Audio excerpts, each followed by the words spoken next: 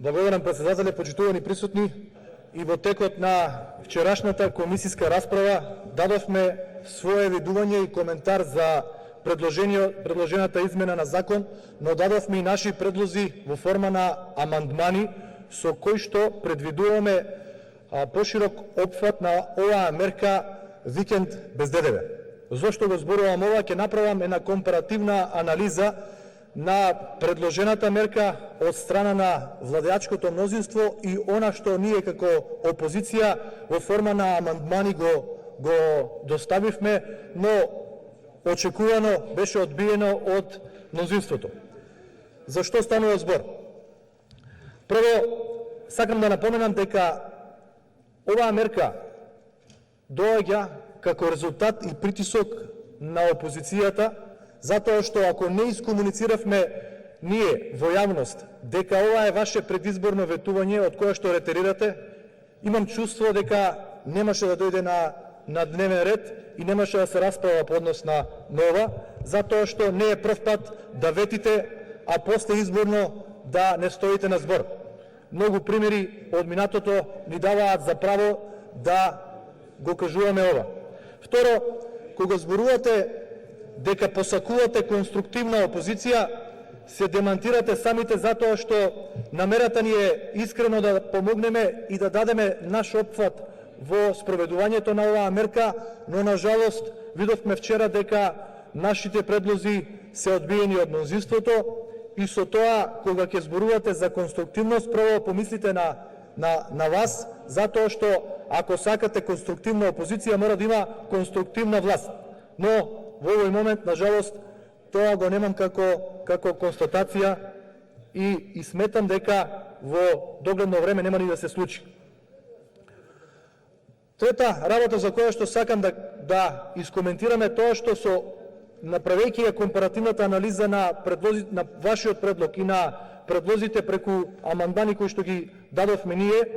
е тоа што ние предвидуваме и предлагаме оваа мерка да биде имплементирана 4 викенди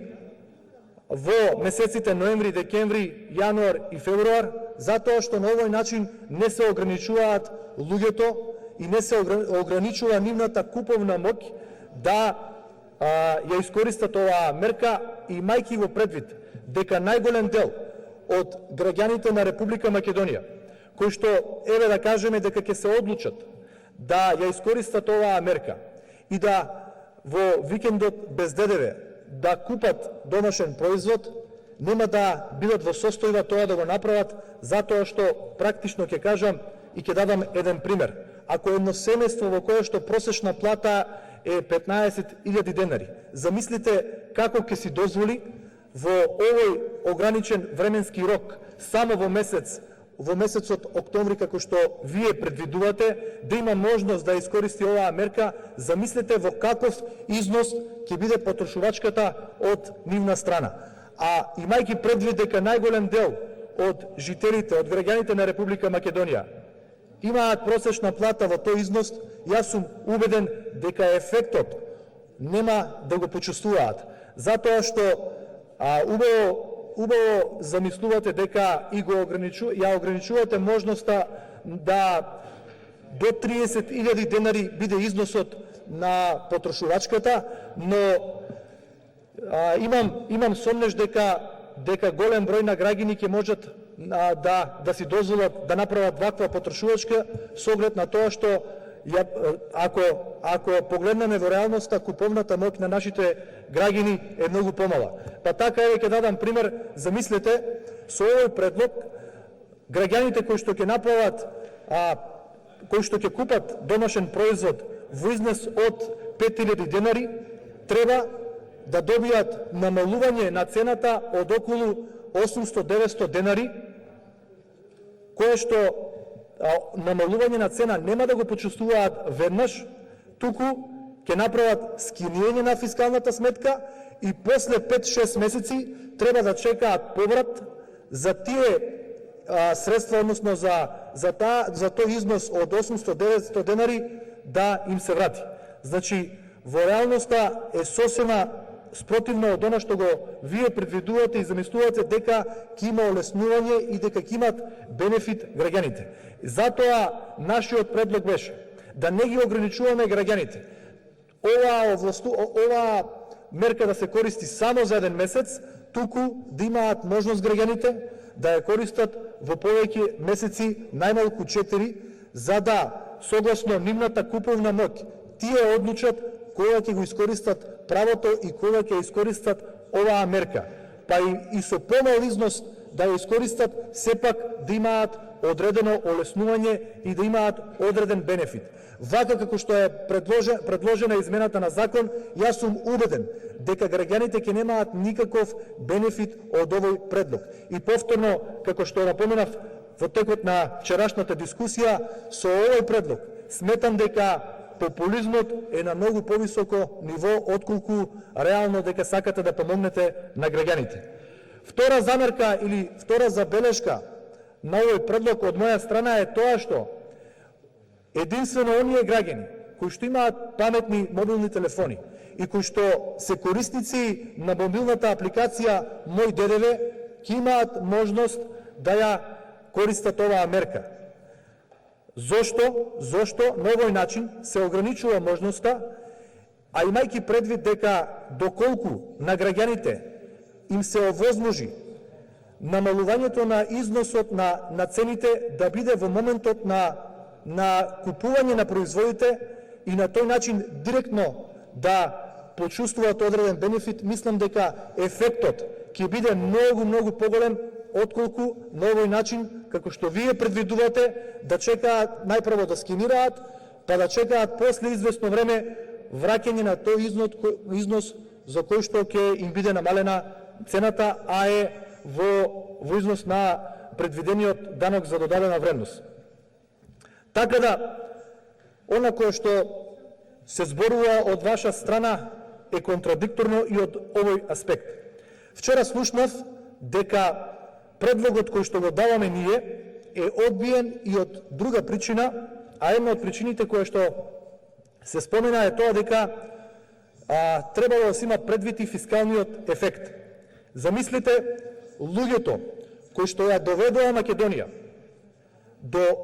фискален колапс, луѓето кои што го направија јавниот долг 60% од бруто домашниот производ, сега зборуваат за фискален ефект. Абсурдно.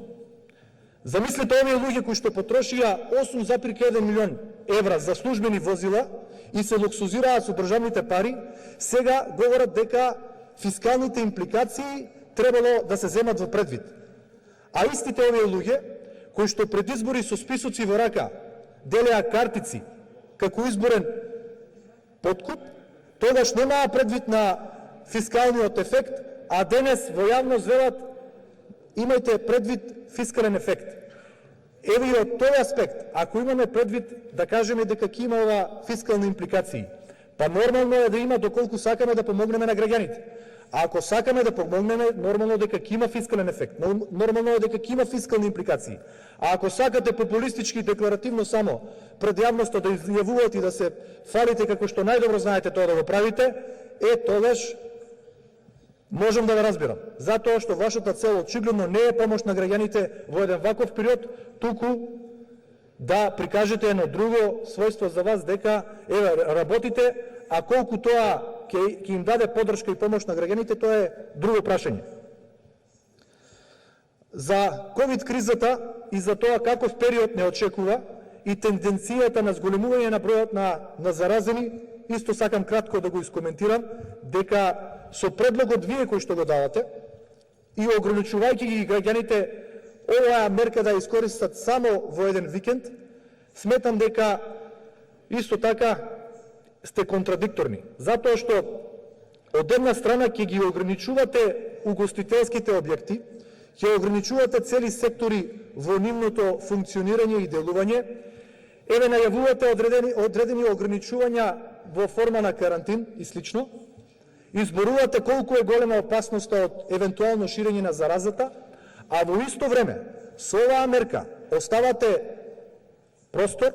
да доколку добие оваа мерка во одреден интерес кај граѓаните, да дојде до поголем ризик од евентуално заболување на оние кои што ќе сакаат да искористат оваа мерка, затоа што